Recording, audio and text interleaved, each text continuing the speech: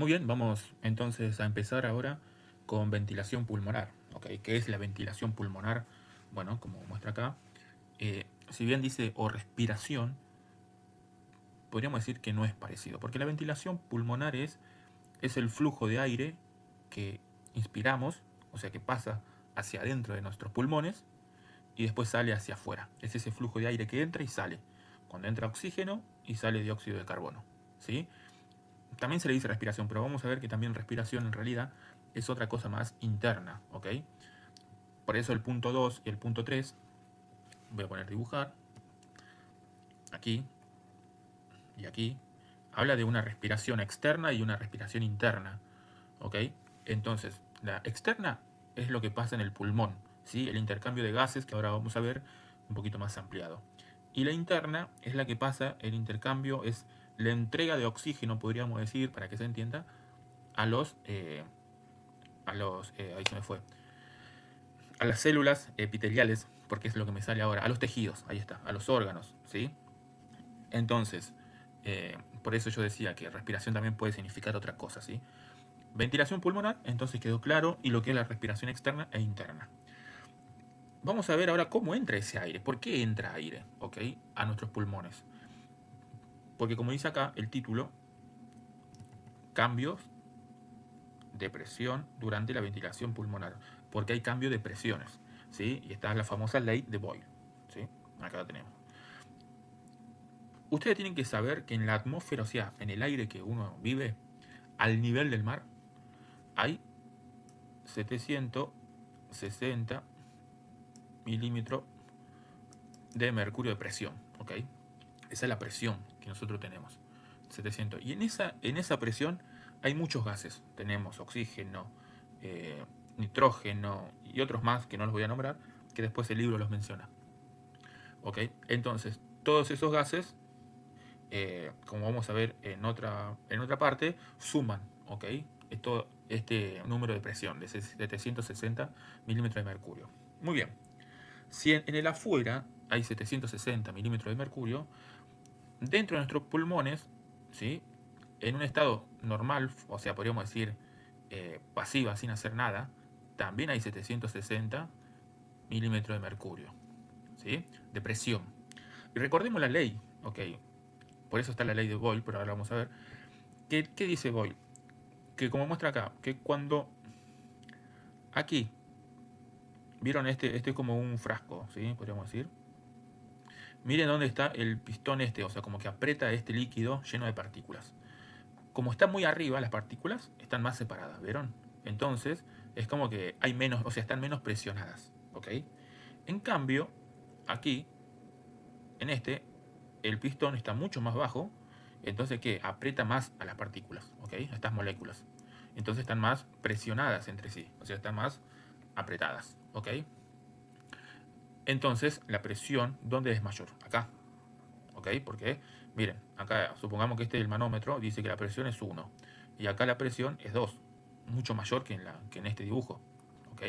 Entonces, ¿qué significa la ley de Boyle? Que cuando hay más espacio hay menos presión y cuando esto se achica, obviamente las partículas se juntan y se apretan más y hay más presión. Nuestro pulmón, supongamos que está en este estado, ¿sí? Y tenemos 760 milímetros de mercurio.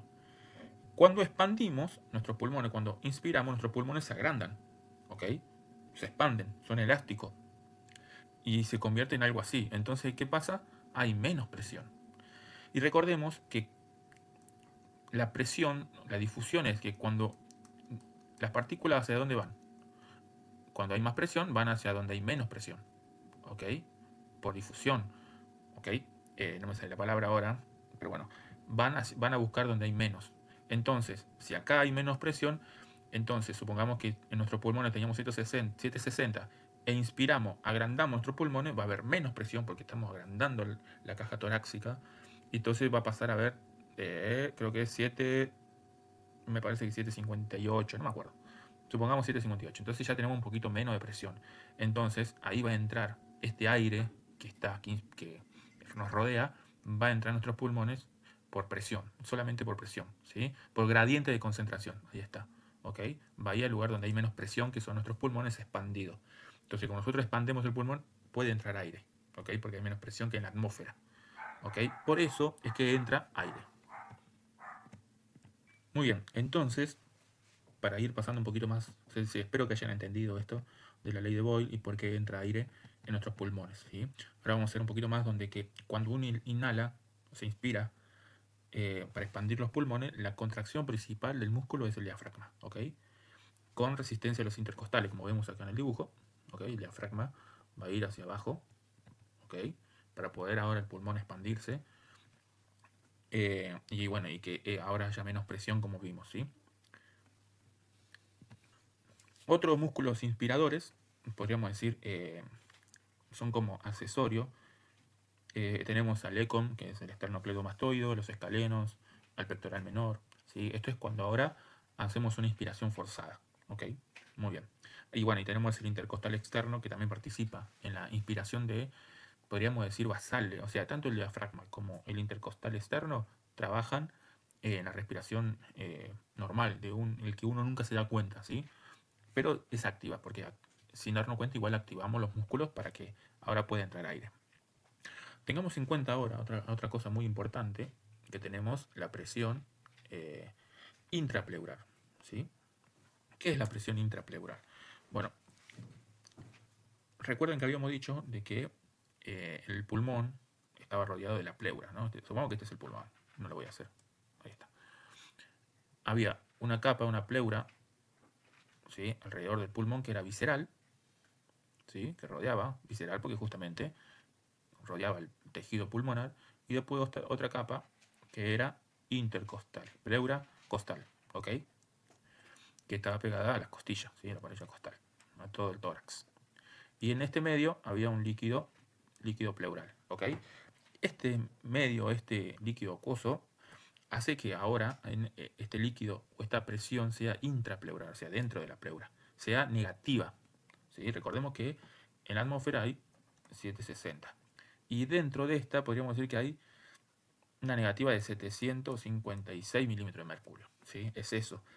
Entonces, este vacío, esto es muy por arriba, porque después uno cuando empieza a estudiar ve que es más complejo de lo que uno piensa, ¿sí? Pero este vacío, o podríamos decir, eh, esta presión negativa, es como chupar al pulmón, ¿sí? O sea, como atraer al pulmón hacia las costillas, ¿sí? Por este líquido. Entonces, o sea, va como que quiere llevarlo hacia la costilla porque hay menos presión, ¿ok? Como que lo succiona, ¿sí? Eh, no sé si se entiende, pero más o menos es eso. Espero que lo entiendan, porque a mí me costó, pero bueno. Tengan en cuenta eso, y que al haber menos presión ahí, entonces como que la presión intrapleural hace que ahora la pleura lleve a los tejidos pulmonares hacia afuera. Entonces imagínense que ya hay una presión negativa, y cuando uno inspira, esa presión negativa sigue bajando. Creo que baja a 7,54. ¿Ok? Ahora, en la exhalación pasa todo lo contrario. Pasa a ser algo pasivo. ¿Por qué? Porque ahora hay más presión, podríamos decir, dentro del pulmón que afuera, que en el ambiente. Entonces, solamente ya por hecho de física, de gradiente de concentración, como hay más presión adentro, ¿hacia dónde va a ir? Hacia el lugar de menos presión, que en este caso es hacia afuera. ¿Ok? Porque en los pulmones llega a haber una presión de 762, más que en la atmósfera, que es 760. Entonces esa presión tiene que salir sí o sí hacia afuera. ¿Ok? Por eso es pasivo, porque uno no se esfuerza, sale solo. No trabaja ningún músculo, el músculo diafragma se relaja, los intercostales externos también, y eso ahora hace que el pulmón vuelva a un estado más chico, podríamos decir, para que salga el aire. El dióxido de carbono en este caso. ¿Sí? ¿Se entendió? Por eso decimos que es pasivo, porque no hay contracción muscular, sino que hay relajación. ¿Puede ser activo? Sí, cuando uno hace una expiración forzada, por ejemplo. Ahí yo estoy activando la expiración. Entonces ahí sí trabajan otros músculos, ¿ok? En la activación, por ejemplo, trabaja el abdominal, los intercostales internos, ¿ok? Así que ahí hay activación, pero siempre es pasiva en la respiración normal. Acá tenemos un dibujo donde vemos una inspiración, donde vemos que la caja torácica, el diafragma, baja, se contrae, y entonces, como dice acá, la cavidad torácica aumenta y el volumen del pulmón también se expande, y entonces la presión alveolar, ¿sí? Pasa a 7,58, o sea, baja la presión alveolar. ¿sí? Y cuando vemos que cuando expiramos, ¿sí? Al haber 7,62 de presión en los pulmones, el diafragma se relaja, achica, podríamos decir, la caja torácica y por lo tanto disminuye la expansión pulmonar y ese aire sale de nuevo al exterior. ¿Ok? Bien, vamos a ver ahora otros factores que también influyen en la ventilación o afectan la ventilación pulmonar. Vamos a hablar un poquito de la tensión superficial del líquido alveolar. ¿Qué es la tensión superficial del líquido alveolar? Bueno, todos sabemos que en un alveolo, vamos a hacer algo así, simple, hay una luz, que es esto para que entre el aire, ¿sí? Para que entre el aire, el oxígeno, ¿ok? Dentro de esta luz hay como una fina capa de líquido que rodea el alveolo, internamente, ¿ok? ¿Vieron una burbuja de agua que es finita? Bueno, ¿qué es la tensión superficial? Y esto presten atención para que se entienda, porque no es... a veces a algunos se les puede complicar, pero no es tan difícil. Esto ocurre porque las partículas de agua, ¿sí? Estas, se atraen entre ellas, ¿ok? Entonces tienden ahora, al atraerse, estas partículas tienden a esta burbuja, se rompe, ¿ok? Tiende a romperse una burbuja porque hay tanta tensión que se atraen y quiere romperse. ¿Qué pasa? Como hay aire acá, entonces buscan esa tensión y se rompen. ¿Qué es la tensión superficial? Miren, no sé si ustedes vieron alguna vez un dibujo, yo lo voy a mostrar aquí. Este es un alfiler que está como flotando en el agua, ¿no? ¿Por qué no se hunde? Justamente por esa tensión superficial que existe del agua, ¿sí? Con el aire. A ver, el- es como que se formara una capa, ¿sí? Por eso no se hunde. Obviamente algo pesado va a hundirse, pero algo más o menos liviano como un alfiler o este ganchito va a flotar, ¿sí? Eh, con el aire, ¿por qué decimos con el aire? Supongamos que estas partículas son de agua, moléculas de agua, y van a atraerse. A ver, van a atraerse. Ay, no sé qué me pasa en la garganta. Van a atraerse, pero como hay aire después de acá y no hay agua, no hay partícula, entonces estas partículas que están en el límite, podríamos decir, atraen mucho más porque no pueden atraer del aire, ¿sí? Entonces atraen más partículas. Entonces está como más tensionado esa zona. Por eso es como que se forma esa capa, ¿ok? ¿Sí? Eso es la tensión superficial. Pero ¿por qué no colapsa como puede colapsar una burbuja en este caso? Porque tenemos algo que se llama el surfactante. Ese surfactante es, son moléculas fosfolípido y lipoproteína, ¿sí? Podemos decir grasa. Entonces, se meten en este líquido, ¿ok? Y eliminan esa tensión. Recuerden que no se pegan. La grasa con el agua no son amigables, ¿ok? Entonces liberan esa tensión y mantienen al alveolo en su forma para que no colapse, o sea, para que no se pegue como un globo, ¿sí? Sino que mantenga su forma para que siga entrando el aire. Espero que se haya entendido, porque a mí me costó. Y bueno, entonces este líquido surfactante libera esa tensión, ¿sí? Y reduce esa tensión y permite ahora que los alveolos mantengan su forma, por así decirlo, y entre el oxígeno para hacer intercambio gaseoso. Después tenemos la distensibilidad de los pulmones, ¿sí? Que es la capacidad para estirar, o sea, la capacidad que tiene el pulmón para estirarse junto con la caja torácica, ¿sí? Y esta distensibilidad depende justamente de los tejidos, ¿no? Que son elásticos, ¿ok? Por eso, después, como vamos a ver más adelante, hay células, ¿sí? Que justamente proliferan estas moléculas elásticas. Así que esta distensibilidad de los pulmones va a depender, obviamente, de la tensión superficial, que esta tensión no colapse, ¿ok? Y de la elasticidad del pulmón. Si una persona tiene fibrosis, o sea, el pulmón tiene una herida o algo, y empieza, o infección, etcétera, y se empieza a cicatrizar, va a tener un tejido más rígido y no va a tener distensibilidad. Por lo tanto, va a tener menos capacidad respiratoria. ¿Se entendió? Ahora, si los alvéolos no tienen surfactante, como en el caso de los bebés muchas veces, y no puede mantener esta tensión superficial, va a tener los alvéolos colapsados. ¿Ok? Entonces, la distensibilidad de los pulmones depende de estas dos cosas, ¿ok? De la elasticidad del pulmón y de la tensión superficial. Por ejemplo, tengo algunos casos. Disminución de la elasticidad puede ser por cicatrización, tuberculosis. ¿Ok? No sé qué me pasa en la garganta, que me estoy concentrando más en la garganta en lo que estoy leyendo. Después tenemos un edema pulmonar, deficiencia del surfactante. ¿Ok? Así que, o podemos tener parálisis muscular, donde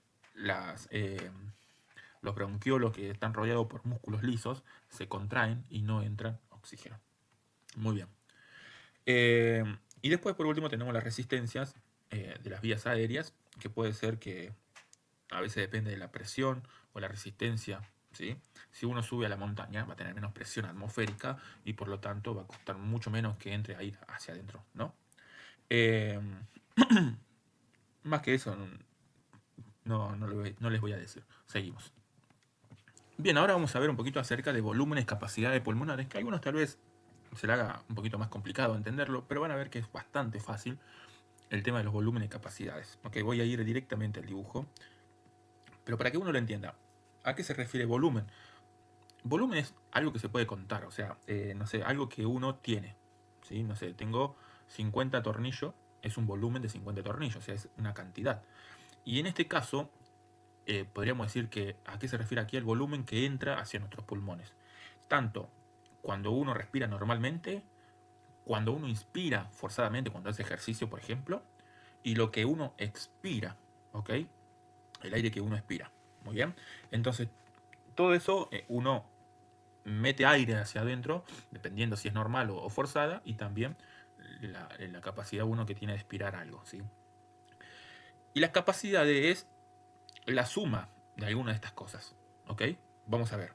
Por ejemplo, tenemos aquí el volumen corriente, que son 500 mililitros, ¿ok?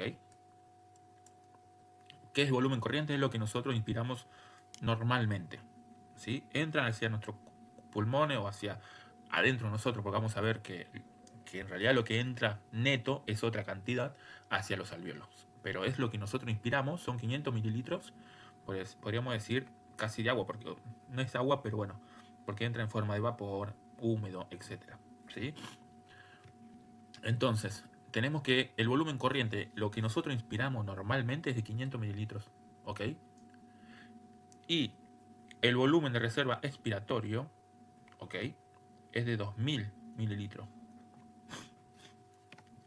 Pero, pero antes de pasar a esto, perdón, porque si no, no vamos a hacer lío. Yo le decía recién que nosotros inspiramos 500 mililitros. Pero recuerden que teníamos un espacio muerto, que es la tráquea, los bronquiolos, que es donde no ocurre el cambio gaseoso, ¿sí? Intercambio gaseoso, que es con la sangre. Entonces, en ese espacio muerto queda 150 mililitros, ¿ok? De lo que inspiramos. Y 350 es lo que va hacia los alvéolos, a la parte respiratoria externa. ¿Se acuerdan cuando lo vimos recién al principio? Hacia los alvéolos, ¿ok? Eso vendría a ser. Y normalmente en reposo, un adulto puede hacer 12 inspiraciones por minuto. Tengan en cuenta este dato, ¿ok? 12, 15, 16, 18, pero es el promedio 15, 12, según la bibliografía. Acá dice 12, pero otros van a encontrar que dice 16. Muy bien. Ahora, en la respiración profunda o forzada, ¿sí? Van a entrar 3100 mililitros, ¿sí? 3100 mililitros en hombre, en varón, y 1900 mililitros en mujeres, ¿ok? Eso es la forzada, ¿ok? Bien, y después ahora sí tenemos el volumen de reserva expiratorio, que es cuando uno expira forzadamente, ¿sí? Que son 1200, no 2000 como puse acá, no, 1200 mililitros en hombre y 700 en mujer, ¿sí? A pesar de eso, también tenemos otros 1200 mililitros de volumen residual. ¿Qué significa esto? Que este aire nunca va a salir de nuestro pulmón para que no colapse, ¿ok? Así que el respiración normal son 500 mililitros que van a entrar y salir normalmente, ¿ok? Cuando uno inspira forzadamente son 3100 más, y cuando uno expira forzadamente son 1200 más. Siempre hablando en hombre, ¿no? Porque va cambiando con el tema de mujeres. Ahora, ese es el volumen que entra y que sale y que entra forzadamente y sale forzadamente. Y lo que queda en el pulmón. Ese es el volumen. Ahora, ¿qué es la capacidad? ¿Sí? La capacidad pulmonar es la suma de algunas de estas cosas. ¿Sí? Por ejemplo, la capacidad respiratoria que uno tiene, hay que sumar los 500 mililitros de esto, más los 3100 forzados, más los... no, esos dos, nada más. Esa es la capacidad respiratoria que uno tiene. Cuando nos da 3600 mililitros. ¿Ok? Esa es una capacidad que uno tiene de poder respirar. Después tenemos la capacidad residual funcional, que es la que queda en nuestros pulmones de aire. Acá teníamos 1200 y acá 1200, ¿sí? Que es lo que queda. ¿Cuánto da? 2400 mililitros. Después tenemos la capacidad vital, que ahora sí es 3100, que es esto. Vale, voy a borrar porque si no es lío. La capacidad vital que uno tiene es aquí, 3100, siempre con varón, ¿sí? A ver, lo puedo dibujar. Ahí está. 3100 mililitros más 500 mililitros más 1200 mililitros. Si uno suma estos tres, ¿cuánto nos da? 4.300, 4.800 mililitros. Esa es la capacidad vital que uno tiene. Y la capacidad pulmonar total, bueno, sumamos también estos 1200 de acá. ¿Sí? Y ahí sería 6000. ¿Ok? Esa es la capacidad total. Eso se refiere a volúmenes y capacidades. Solamente es eso. ¿Ok? Bueno, seguimos.